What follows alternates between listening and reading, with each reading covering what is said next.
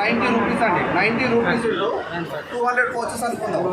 అంటే ఒక 18,000 రూపీస్ ఒక ఐటమ్ మీదనే 18,000 రూపీస్ అన్ఎక్స్పెక్టెడ్గా ఎడ్యుకేటెడ్ వాళ్ళ దగ్గరనే వీళ్ళు ఇట్లా చార్జ్ చేస్తున్నారు. అంటే పొరపాటుగా చూసుకోకుండా బ్లైండ్గా మనం వెళ్ళిపోయామనుకోండి డీమార్ట్లో జరిగేది ఈ రకమైన మోసం జరుగుతుంది. So please be aware. ఎందుకంటే వీళ్ళు ఒక పౌచ్ మీద 87 రూపీస్ అని అంటున్నారు.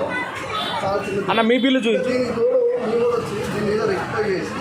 నువ్వు పట్టుకొని చూపించు బిల్లి. అబ్బాయికి బిల్లి తమ్ముడు నీకే చెప్పింది బిల్లి యూజ్ చేస్తుంది సార్. చూడండి నేను ఒకటే అన్నకి విమ్ లిక్విడ్ 2 లీటరు, కానీ ఇప్పుడు సార్ తీసుకునేది 3 పౌచులు అంటే 3 × 87 రూపీస్.